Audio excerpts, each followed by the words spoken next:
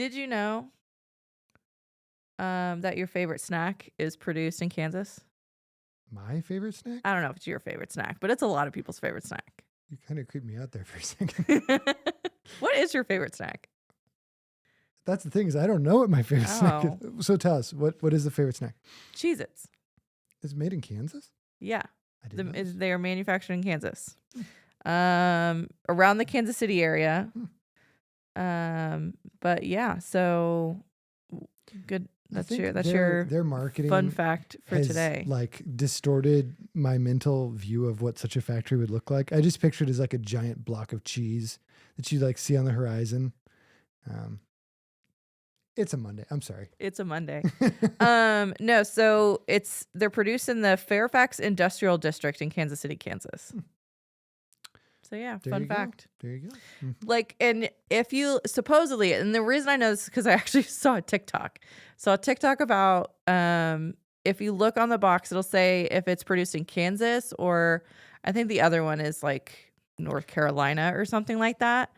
And supposedly the ones produced in Kansas are better tasting than the ones produced in North Carolina. So this is like a left Twix, right? Twix. Yes.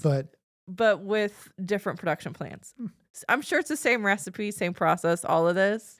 But supposedly the ones that are made in Kansas taste better. So all of the Cheez-It connoisseurs out there, you know, if you would just let us know in the comments, like what are the distinct flavor differences between these factories, and yeah, any notes of, you know, whatever, love to hear it.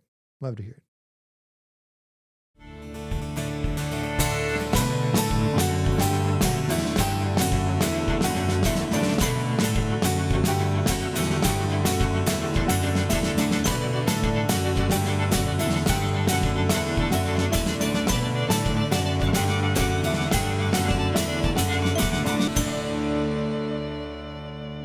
Hello, curious Kansans, and welcome back to Ask Kansan, the podcast where we talk about the Sunflower State, and we hear from Kansans about what they care about and how they're improving things all the time. But we talk to Kansans too, so it could be That's to true. or about. Well, I think I had said talk to the Sunflower. Okay, yeah, you're right. That does make sense. I'm in my head. It's Monday, and Mondays and I generally don't get along. So today our interview is with Brooke Terrapin. She is a former Miss Kansas Rodeo. She also has a number of other titles that we'll talk about. She owns her own clothing brand, which is Midwest Twist, and so we'll talk a little bit about that. And she, this is a great window into the rodeo culture, I think, and I definitely didn't know a lot of what we talked about. It was great. It scratches an itch in my brain because I love West. I grew up with a lot of Western in my family. Like my grandpa and my grandma both worked at a Western store in Wyoming. We say we're all cowboys and cowgirls, but we just really love like the Western theme in the clothing, and because it was really big in the 90s, which is when I grew up. So we have a great picture of when I was like 2 or 3 with my first pair of Wranglers, and I just have the jeans on and they're over my tummy, and I'm just like looking down like, okay, I guess these are it now. Prior to this interview, my only experience with Western stuff is I'm a big fan of a book series about Wyoming game warden Joe Pickett. Joe Pickett. It's great. It's fantastic. So yeah, I think we learned a lot. I think it was a great conversation. So here is our conversation with Brooke Terrapin. Hello. Hello. Welcome. Thank you. Yep. How's it going? Have a seat. Going good. How's it going for y'all? Good. I'm Sydney. Brooke. Gus. Well, welcome. Hi. Hi.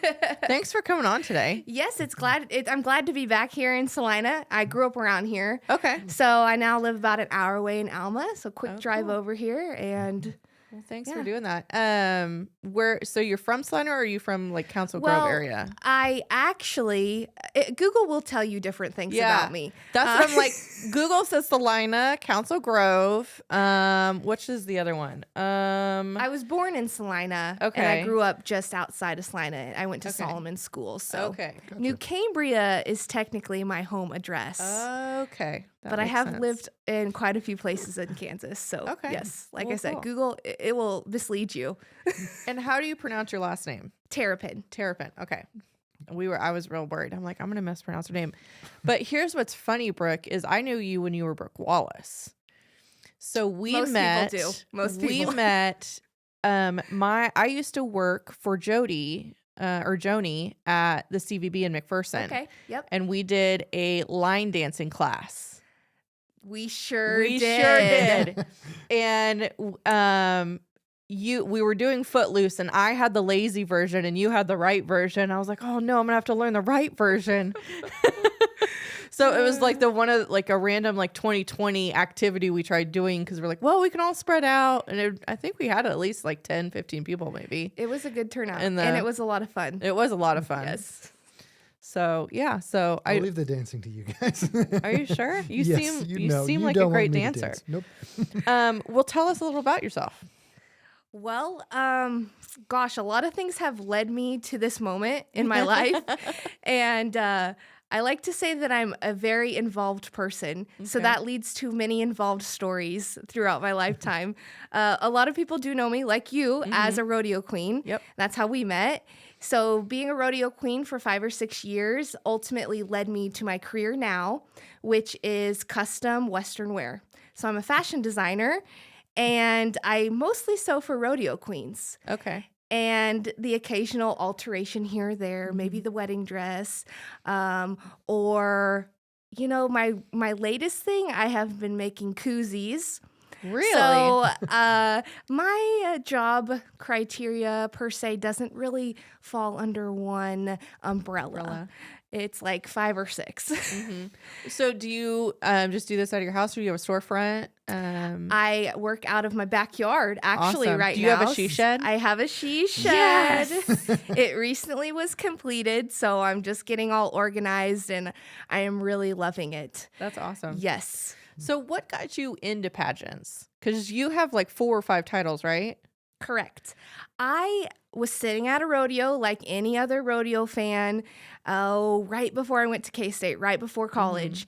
And I saw this beautiful girl ride by very fast on a horse. And I said, I can do that.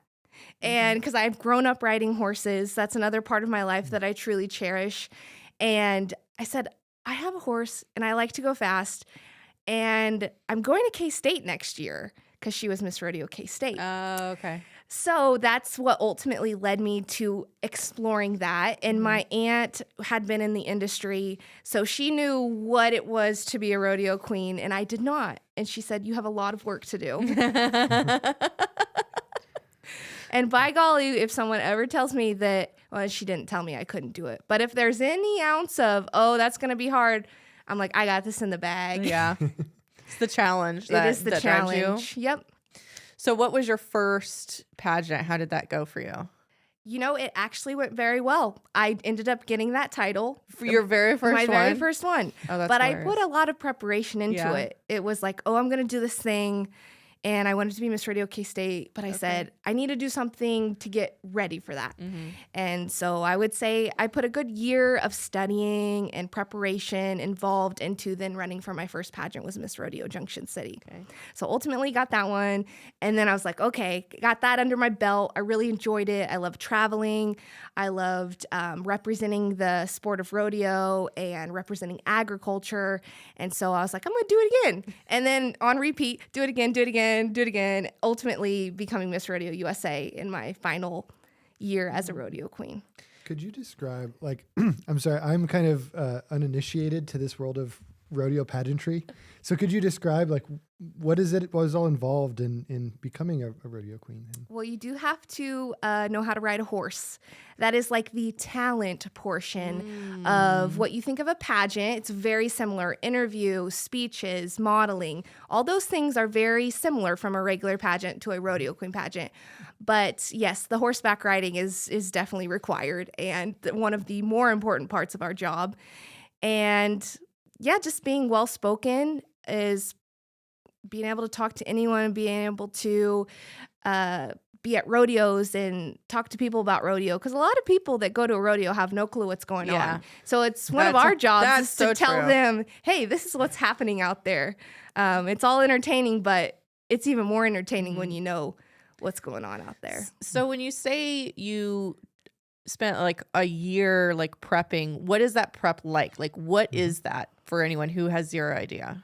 Well, and to be honest with you, I had zero idea in the beginning as well. I had grown up in the equine industry, but that's very different than the rodeo industry. And so I was too just learning what is steer wrestling, what is team roping. You know, we know the things like bull riding and barrel racing. That's pretty universal, but it was just learning the ins and outs of that because if I'm going to represent something, I better know what it is, right? So and then just becoming a better speaker. I'm pretty clumsy naturally, I will admit it. And so learning how to model and doing that gracefully was also important.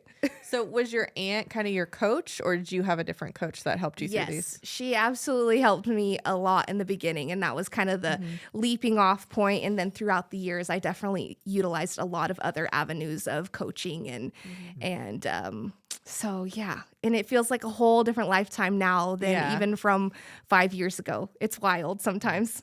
Have you ever thought about coaching yourself? Like I actually do coach. Oh, you do coach. Okay, cool. I have an upcoming clinic that I'm hosting in North Dakota for Rodeo Queens. So it's a 2-day event. We will cover pretty much everything. We won't physically be riding horses at that clinic, but we'll be talking about it. Are there a lot of rodeo queens in North Dakota? There are. There's rodeo queens everywhere.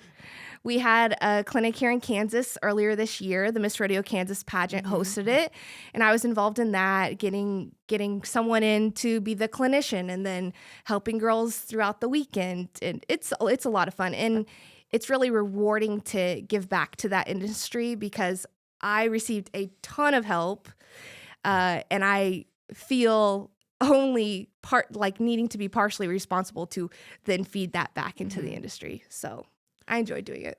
What's the biggest misconception people have about rodeo? Oh gosh. There's different misconceptions even from what do people think about rodeo queens and also the sport of rodeo. I think with rodeo, the biggest thing is that people think our animals are mistreated when in fact they're not. Yeah. You know, the percentage of a cowboy getting hurt over an animal getting hurt is like way more. It's so funny to think about it in terms of that. So, but truly agriculture and rodeo, like we wouldn't have it if we didn't have our animals, I tell people. And so that's one of the most important parts. And we take a lot of pride in keeping those animals safe. And with rodeo queens, they say we can't ride a horse. And, there's one every once in a while that maybe isn't as good as the other, but so one of my goals was definitely to show people that we have our hair curled and all the makeup on, but we can still ride a horse. Impressive. If I want to kind of go back on kind of the misconceptions of rodeo, because if you think about it, the reason rodeos exist is because ranch hands got bored, and that's really all it is. I'm learning so much today. Well, if you think about it, like team roping, because that's when they rope the cattle, tie the feet, right? Or no? Close. Tie down roping. Yep. So that is used sometimes on cattle ranches or in things like that to brand or tag or do anything like that. You have to catch them, doctor, anything. So, because if you think about it, in an open field that's acres upon acres, and you're needing to catch an animal that doesn't want to be caught so that you can help it. Therefore, you have to figure out a way to do it. So you're exactly right. And as far as bull riding and bronc riding, that came from, literally people getting bored. Yeah, they needed something Watch to do. Yellowstone. They do that a lot in Yellowstone. So the competitive spirit runs very deep in the agricultural industry, I would say. So fashion is also another love of yours. How did that come about? Where did that passion come from? Well, it's been probably from a really young age that I've always been artsy, creative of some sort. And I always say you got to be good at something. So that was my thing. And over the years, especially through growing up and my art teachers in school, and my FACS teacher for FCCLA, all of those things combined kind of led me to the sewing aspect of being creative. Because we're artists. That's what we are at the end of the day. We're just using fabric to make art. And I entered the Stuck at Prom duct tape scholarship contest when I was a junior in high school. I said, I need some money for college, so I'm going to enter this thing. And at that point, I had never sewn a garment before. I had, done little things here and there, pillows, etc., simple stuff. And so I was like, well, we might as well sew duct tape now. And that actually did turn out well for me. I got 3rd place nationally. Nice. Wow. And that was definitely the leap off of, maybe I could do this as a career. And I ended up at K-State because they had interior design, graphic design, and then also apparel and textile design. So I said, well, if I don't like this and I just want it as a hobby, I can switch avenues. I could always become an art teacher. There was lots of options. So I didn't want to go someplace just for design. I wanted the flexibility, and Manhattan turned out to be the best place for me because small town girl, like I'm glad I didn't just leap off and, go to school in California or something. What a crazy idea. Because I was close to doing that. Your shirt is really cool. Did you make that? I didn't make this today. I always say I never have time to make stuff for myself. Everyone else gets That it before checks me. out. The plumber Totally has fair. the worst plumbing. Yes. The contractor has the worst fence. She's not saying that your outfit's bad. No, I'm just saying they don't have time to fix their own stuff. Exactly. Yeah. So, But yeah, the two worlds combined when I got to K-State and I was in my fashion classes, and then I started to be a rodeo queen, and then it just was like the light bulb went off. I said, I could sew for Rodeo Queens because there's not, the outfits they wear for pageants are not something you can buy out of a store. And I also was being a rodeo queen in college. I was balling on a budget for sure. So I started to make my own rodeo queen clothing, and people started to like it. Therefore, the, dink, dink, dink, dink, it all just kind of fell into place. Have you had any like brand deals or anything like that? Like brands come to you and say, hey, we want to sponsor this rodeo queen. Can you make their stuff? Have you had anything like that yet? Recently, actually, that has come into play, and it's worked out really great. And I love that organizations are starting to do that because it is pretty expensive to create a full wardrobe. And while you can buy certain things on like Facebook buy sell trades, there's an avenue for that. There's Rodeo Queen clothing selling pages, just like there is in for your local town. And so it's just another way that organizations are trying to give back to their girls so that they can come with their best foot forward, looking their best. And I usually try to like give them good deals and discounts, like if you are ordering X amount of clothing, and I do that for girls too. So how collaborative is your process with individual customers? Like, are you designing specifically for one person in mind, or is it more like you have, a whole catalog of things that people are ordering? It's person by person. Wow. It's very customized. Very cool. Yep. They're messaging me and starting off with, okay, this is what I think I want. These are the colors I want. And if they don't know, it's kind of a back and forth asking questions, and ultimately we figure out what they want. We get their measurements, and most of my clients I never see face to face. Oh, wow. Yep. I get their measurements on a piece of paper and make the outfit and mail it off. And most of the time it works. Every once in a while things need altered, and that's just how it is. Yeah. Yep. What's kind of your furthest client that you've had to ship something I was to? gonna ask too. I did just ship something to New York recently. Oh, wow. But pretty much all over the United States. I should have a running list of every state that things have gone to. Back earlier, before I started my business, I did paint a vest for someone in Australia. It was like a horse show vest. And it was really cool. It had kind of this graffiti look on it. There was a big tiger on the back. Oh, cool. So I hold that one pretty close. I loved that vest a lot. And so it was cool to see that happen. Sooner or later, you're going to get something from Japan because they just love all they love American Western wear. stuff. Yeah. It is very much so on trend right now. Mhm. So, oh shoot, I had a question. I'm so sorry. No, you're fine. Classic me. I had a question, but I don't remember it. It's okay. I'll We think can about it. let's take a break. Let's take a break. This episode is sponsored by Renaissance Cafe. Serving Northern Italian cuisine prepared with a fresh, contemporary influence, the Renaissance Cafe is one of Kansas's favorite restaurants. Whether you're planning a romantic dinner date, a family celebration, or an intimate meal with friends, the Renaissance provides a unique dining experience with an old-world atmosphere. Open Thursday through Saturday evenings, the Renaissance Cafe is located just south of Salina in Assyria, Kansas. Visit renaissancecafeassyria.com to book your reservation today.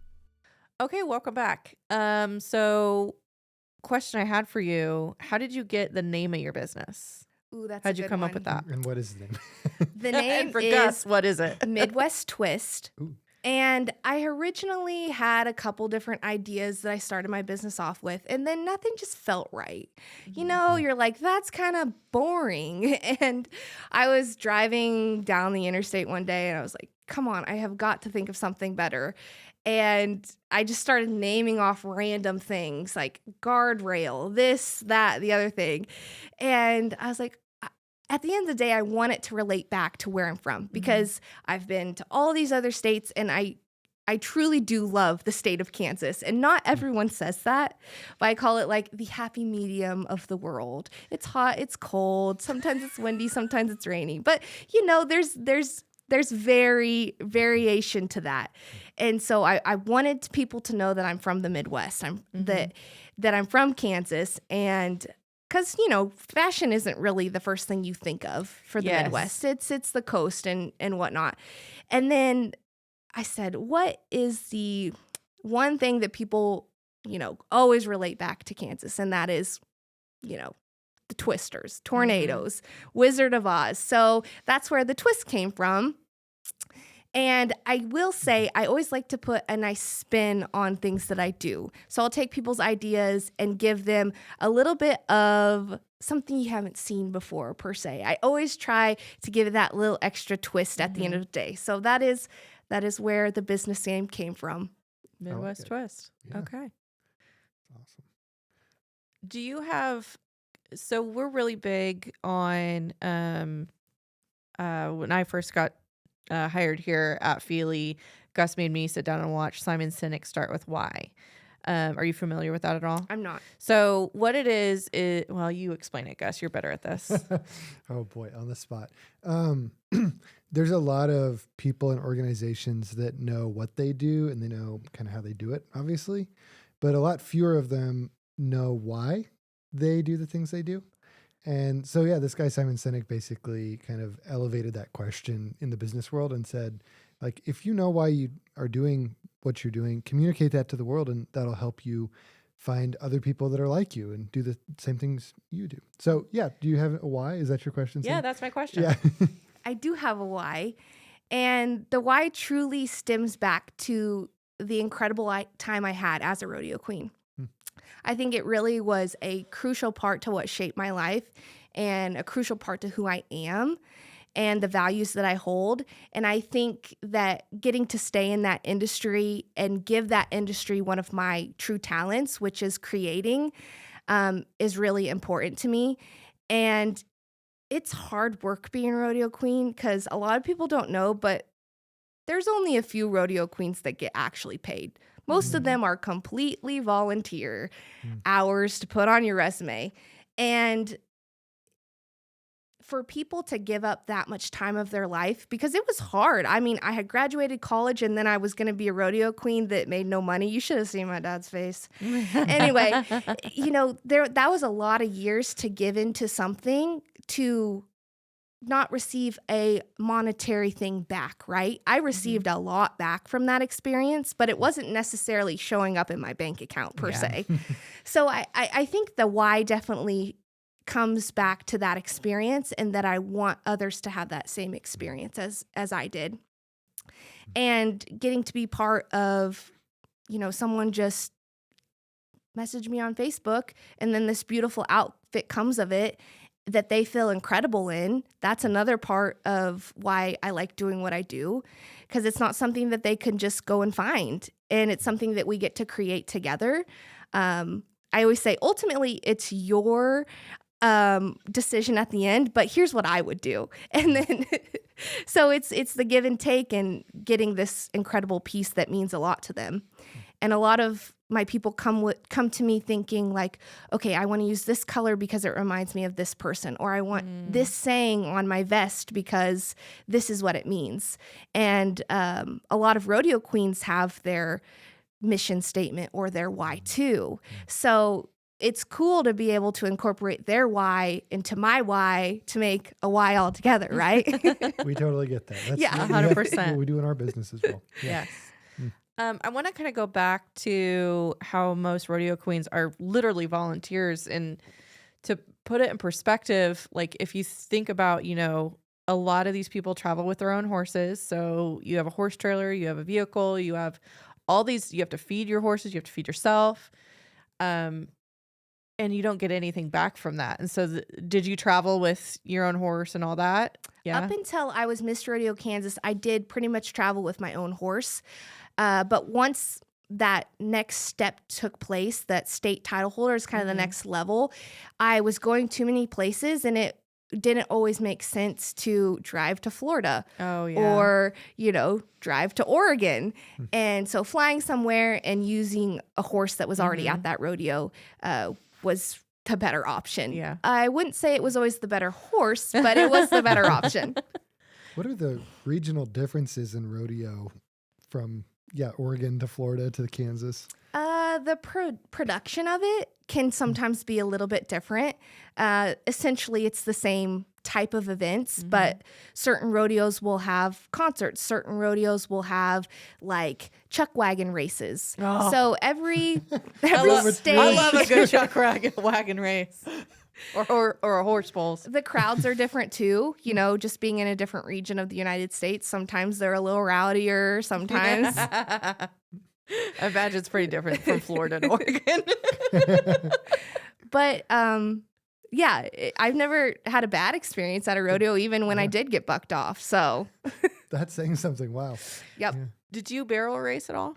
I did barrel race growing up. And that's another whole part of it. There's barrel racing at rodeo, but there's also barrel racing on its own standalone event that has their own production value too.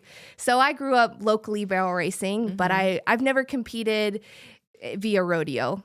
Okay. So there was a couple times when there was not enough people that showed up to the rodeo, say bad weather, really muddy arena, and I would be like, I'll do it. I'll take one for the team. And so I've ran barrels at a couple of rodeos, but it was like an exhibition. Like, I wasn't in for the money or anything. I was just there for the production value. So cool.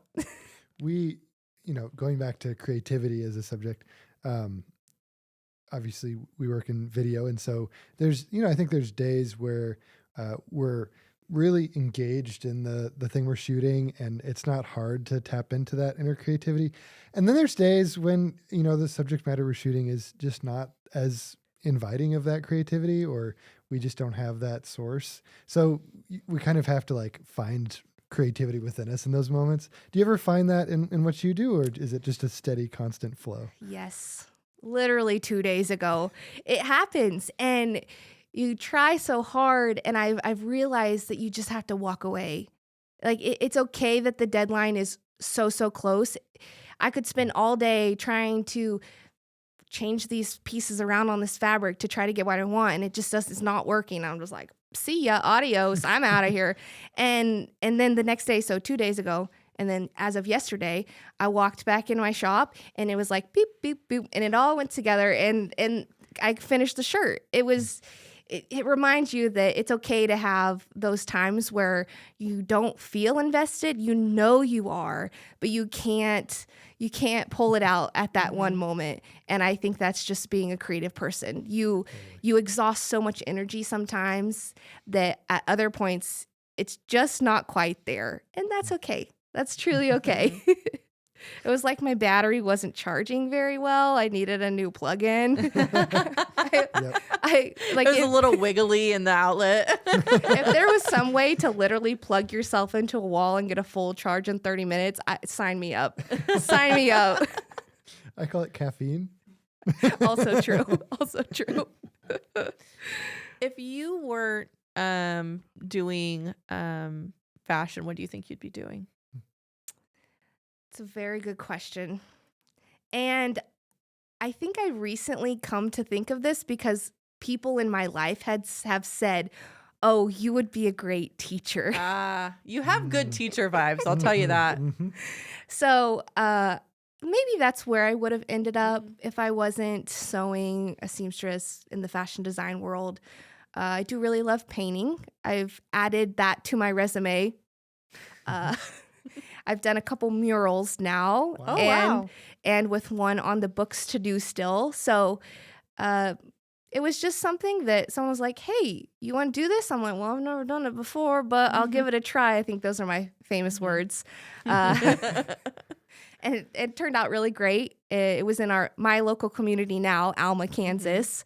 And my art teacher growing up, she was asked to do this. And she said, "I know the perfect person for that." And she put me into that realm. And I loved doing it. It was a lot of fun. I just moved there. And so it was a way for me to also get to know the community a little bit better. And so I know the regulars at the coffee shop that I painted by. And How long did that take you? I think I had put in about 20 so hours. Impressive. Oh, wow. Yeah. Yep. There was lots of little details on that one. It's basically a landscape of the Flint Hills. And it has a cowboy and a cow calf and a windmill and then a beautiful sunset. And then Alma is definitely known for the rock walls. So there's a rock wall in the front. There's a road sign on the side of the mural. Yes, with the It's got cheese. Alma cheese on it. Absolutely. Perfect. So maybe a painter, maybe a teacher. Hard to say. And life changes and does weird things. So who knows? Maybe I'll end up as one of those. For your process on murals, do you freehand it or do you transpose from a smaller version, or what's your process? This one I did draw it out exactly where I wanted proportions, and then I projected it. Nice. Okay. A different one I did on a preschool, I did it more freehand because they were more cartoonish characters and definitely spread out along a longer wall. So it didn't necessarily make sense to project those. So I think every space tends to need a different application. The next space is going to need scaffolding. So, Oh, man. yeah. Good thing I'm not afraid of heights, though. So maybe kind of reverse. Do you have any questions for us? Well, I really think it's cool to showcase like what people in Kansas are doing. I feel like Kansas gets swept under the rug quite a bit. So do we. Literally kind of words straight out of Gus's mouth when he's like, "Here's what I think it should be." And I'm like, "Oh, that makes a lot of sense." And there's cool people everywhere. And it's finding those cool people and showcasing what they do.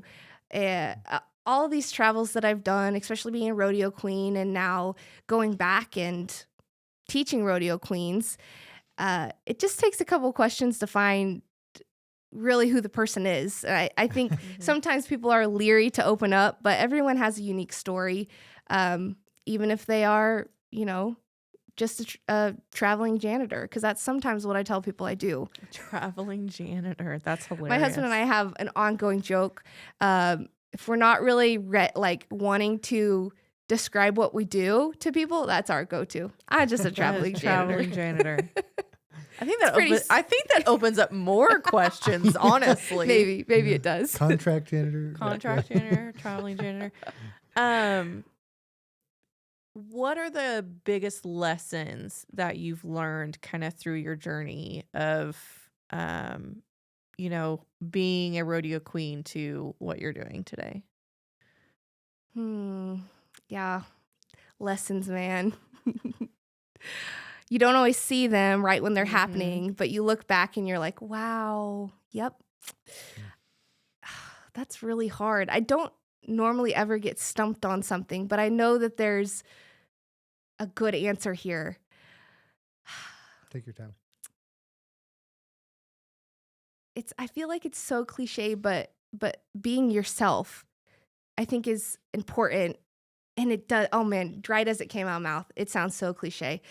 But where I'm going with this is that I don't think I would have been picked for Miss Rodeo USA if I hadn't have been myself. And I don't think people would choose me as their designer if I wasn't myself. And I think we try, and especially with social media, it's hard not to compare yourself to other people and compare to what they're doing. You should be doing that as well. I think what makes everyone like the best they can be is just kind of trying to stick to that, even with outside noise coming in.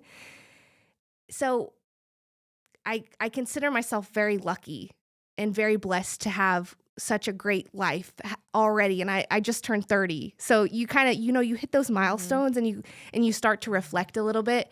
And I was like, what if I hadn't have become Miss Rodeo USA, or what if I didn't have the guts to start my own business? Because that was also very scary to say, oh yeah, I don't want a steady paycheck. I'm just going to hope that people Facebook message me into ordering an outfit.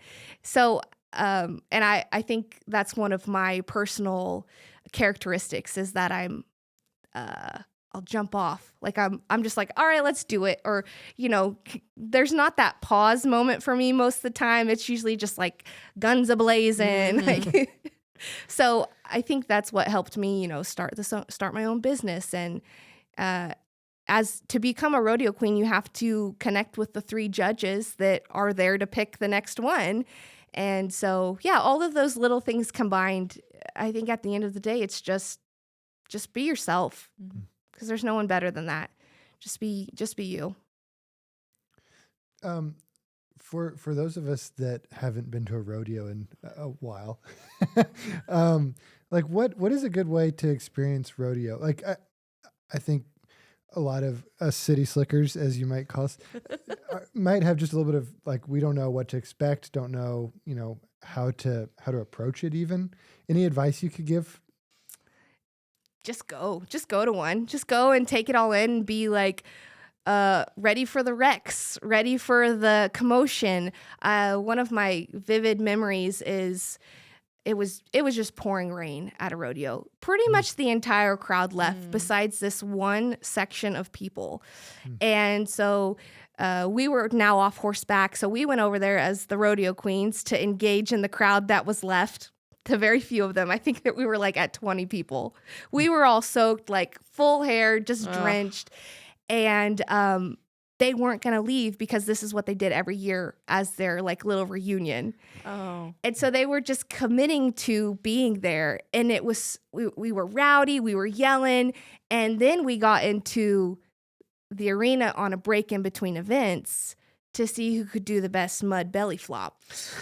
So it ended up being such an incredible memory, hilarious. We were all busting a gut, that those feel good laughs when you laugh so hard that you're just like, what are we doing here? And so I think that goes to show, like, if you haven't been to a rodeo and you don't know what to expect, just go with nothing to hold back. Cheer for them, get into it, ask your neighbor. Surely someone around you probably knows what's happening. You know what? Find a rodeo queen, because they definitely know what's happening. They will tell you. Thank you for coming in today and just being open. We really appreciate it. Of course. I'm really happy to be here. I love to talk about my experiences and hope that it maybe inspires someone to go try something new, because if I had never said, oh, I want to be her, like, who knows? Maybe I would be doing something completely different right now. It's hard to say, but yes, it's been a complete joy to be here. So thank you guys for having me. No problem. Thank you. Want to spread your organization's message across Kansas? Consider becoming a sponsor. Ask a Kansan has a unique focus on Kansas and its people. By sponsoring our podcast, your organization can reach people from Canarado to Kansas City, Wichita to Washington, and all the great places in between. We have a variety of sponsorship packages available to fit your budget and needs.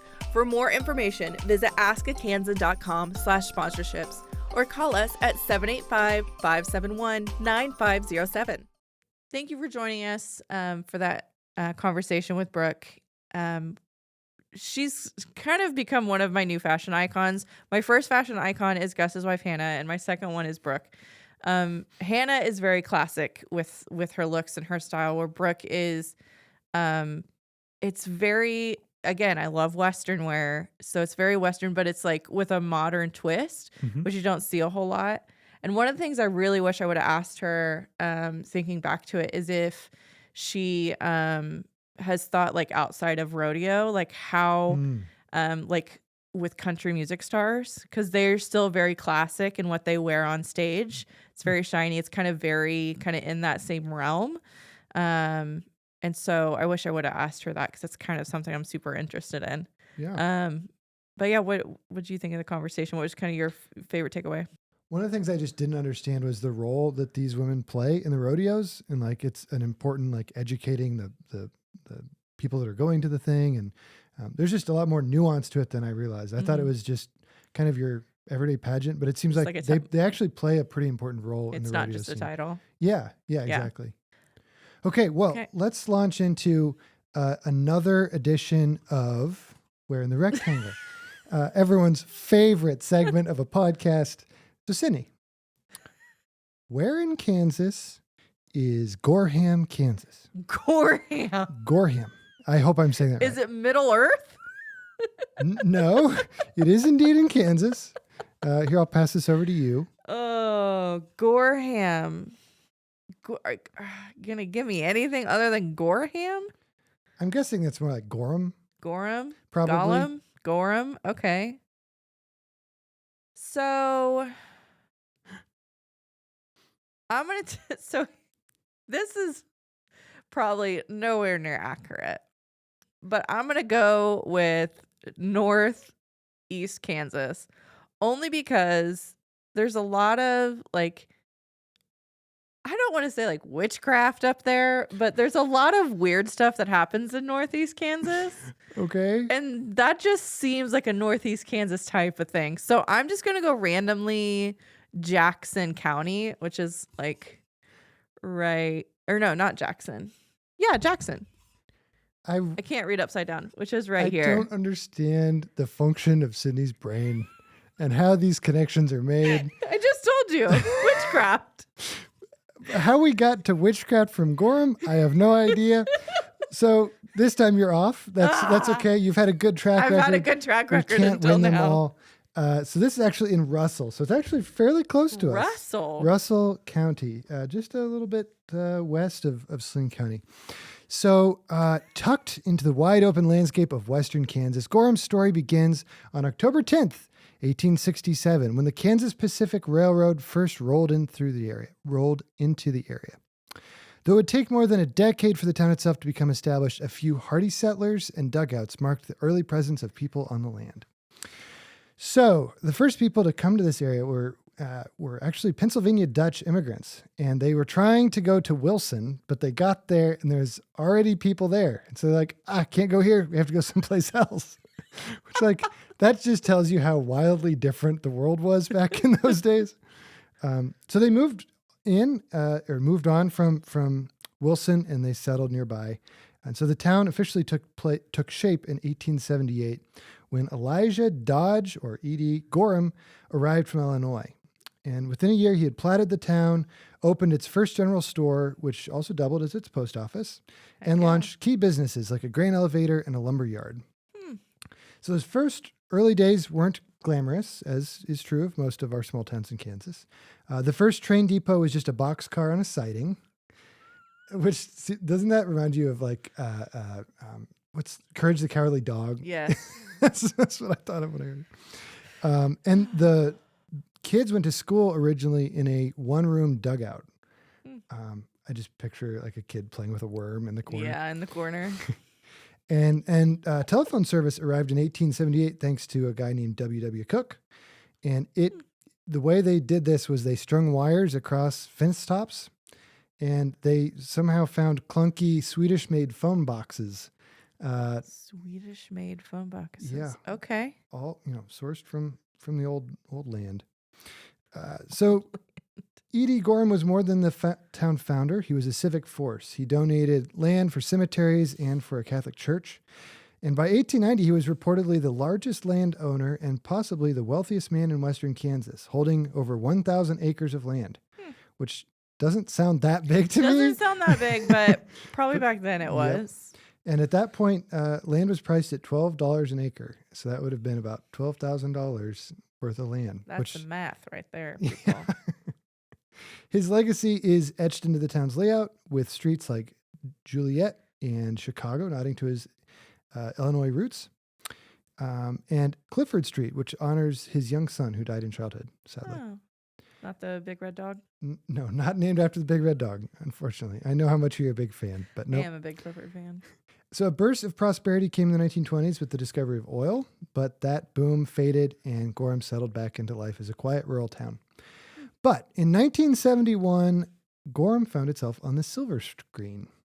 Its Union Pacific Depot was used in the film Paper Moon, a Depression-era dramedy about a con man and a savvy young girl hustling their way through the Midwest. So I found a little bit more detailed synopsis that I found kind of entertaining, so I'm going to read this now. Based on a novel called Addie Pray, Paper Moon centers on Moses Mose Pray, a con man and traveling Bible salesman who roams the Midwestern United States in his 1931 Ford Model A Roadster during the Great Compression. The Great Compression? The Great Depression of the 1930s. Flim-flamming people with his gold-embossed Bibles. Flim-flamming is just fascinating verbiage.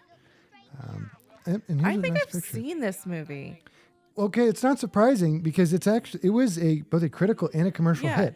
And it made history when 10-year-old Tatum O'Neal, who you can see here, became the youngest person to ever win a competitive Academy Award. Wow. So pretty important film, really. Mm-hmm. And believe it or not, little Gorham was right in the middle of that. So today, Gorham is home to just 376 people, so it's small in size, but it's rich in history. Have you heard people in your organization say, "We need video"? At Feely Creative, we develop videos to drive your marketing strategy. We are problem solvers, crafting messaging and visuals to achieve business goals.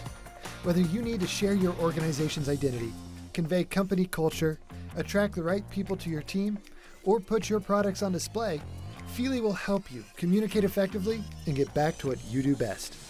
Let's get creative. Feely Creative.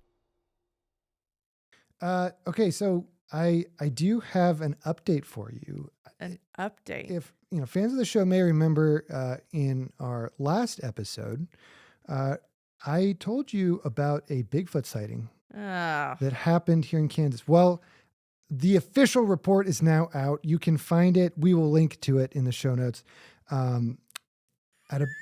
There's just some sections in here that are worthy of BFRO.net. Yeah. .net. We can't have a .com. I mean, this predates, this is back when .net was really important. Okay, so I'm just going to read a little bit because I think it's good. At roughly 8 p.m., a friend and I were driving home from a friend's house on his Razor at 94th Street, west of Highway 75, heading east. My friend pointed to the south and said, "Hey, Warren, is that a Sasquatch?"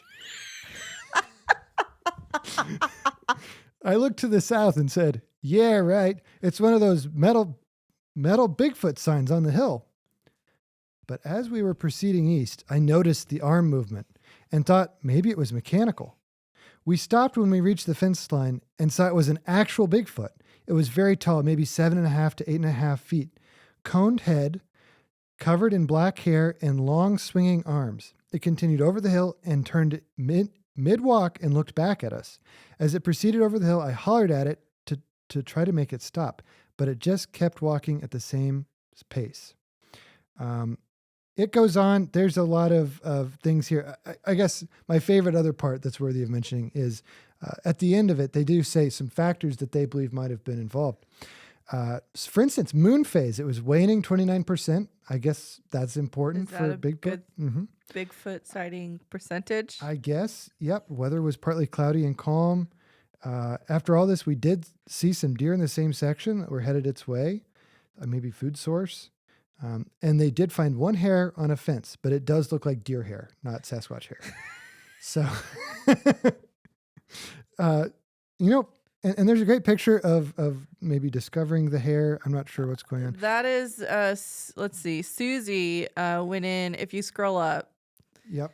No, that's down. No. Scroll up. Oh. Follow-up investigation reported by investigator Susie Myers. Yeah. So scroll down. So I think that's Susie. That's Susie. And then look at the amount of effort that's been put in by Susie here. Keep going down. There's a whole report here. We encourage you to go and check this out for yourself. I don't encourage it, but we'll just wrap this up with the final impressions. Okay. So Warren is an intelligent and articulate man whose account of the sighting has been consistent. He was pleasant and open to all the inquiries from the BFRO. That's the organization whose website the official Bigfoot. Yes. RO. He is a hunter and facile? Facile? What is a facile? I don't know what that means, but he's good at estimating distances. He has returned to the site and area a few times since the sighting and is now curious about Bigfoot activity in the area. So that is my update. Merlin, can you Google facile for me? Can you define it? Yeah, I hope I haven't just said something terrible. Facile, right? Yeah. It's not like fecal or something weird. I sure hope not. Fecal would be something. Facial? No, it's not facial. Facial, face. The English language is so hard. Bigfoot investigators are using a totally different lexicon. Okay, so he's got. Can you make it bigger? We're blind over here. Facile. Appearing neat and comprehensive only by ignoring the true complexities of an issue. It's Monday. I can't interpret this. This is beyond my capability to interpret. So it's an adjective. So we'll move on to my last segment of the episode. Thank you very much, Merlin, for that. Yeah. So it's an exciting time in Kansas for another reason. Down at the Sedgwick County Zoo, there is elephant baby bonanza. There is. There's I saw it. Not one, not two, not three, but four separate pregnancies going on down there at that zoo. There's 2 babies born so far. 2 more are due this year. I'm a big elephant baby fan. This is great. So they're in April, pregnant for like 2 years. It's wild. I didn't realize it was that long. Yeah. So on April 10th, Talia, one of the zoo's African elephants, gave birth to a healthy baby boy named Bomani. I'm not sure which one we're looking at right now. Before the staff could even catch their breath, Exolani followed suit on April 14th, delivering a second little boy named Kajani. So, there's... yeah. Both calves are reported to be doing well, and their mothers are right there beside them, bonding, nursing, and settling them into motherhood under the watchful eye of the zoo's expert elephant care team. I've been fortunate enough to visit a few zoos in my day, and I think the Wichita Area Zoo does such a good job. Yeah, they have a really cool elephant enclosure. It's Is that what huge. Yeah. And they have so many. Like it really feels like a herd. I guess that's the right term for herd. They're hoofed creatures. So yeah, but stay tuned because there's 2 more elephants on the way. The 2 other elephants that are pregnant are Aruzi and Zarubi, and that will make 4 baby elephants in 1 year, which is just amazing. It's wild. So that is kind of the update on the elephant front. Okay. Before we tune out, I did have one other question for you, Sydney. Somebody in the comments was asking about, since I got to talk about Lord of the Rings, which is one of my passions, many of you may know that Sydney's passion is Star Wars. So Sydney, how did Star Wars become a big deal to you? So my grandpa, Mr. Gary Pinnock, he always wore like Star Wars t-shirts around us when we were little, and I never really got it until I was, I don't know, like probably actually more after he passed away, which it really stuck. So my grandpa got me interested in it just by existing and wearing shirts because my grandpa loved it. But what's funny is my kind of my favorite story, probably not my grandma's favorite story, but my favorite story of grandpa is him basically putting a second mortgage on the family farm in order to buy an airplane. Wow. And Um, is that related to his love of Star Wars? we're pretty sure he thought he was Han Solo. So that was the closest thing to a spaceship he could get. Oh wow. That's just terrific. So how old was he when he bought the plane? Any idea? Oh gosh. My mom, let's see. My mom and my aunts were probably in middle school. So he was in his 30s, probably 30s or 40, late Wow. 30s, early 40s, maybe. Old enough to know better. But what they would do is they'd go up in the plane, and like if the girls were at like Girl Scout camp or something like that, he would drop parachutes of care packages to them. Coolest dad ever. Wow. Yeah. There's something about that screams Kansas too. hmm It's a Um, very Kansas thing. But yeah, so we're pretty sure he thought he was Han Solo. So I have a tattoo on my shoulder of an airplane with the Millennium Falcon underneath it. So that's why I love Star Wars. Well, thank you. That was really Yeah. great. Good to know. Well, thanks for tuning in to another episode of Ask a Kansan. We'll be back in a couple weeks with another episode. So thanks. Bye.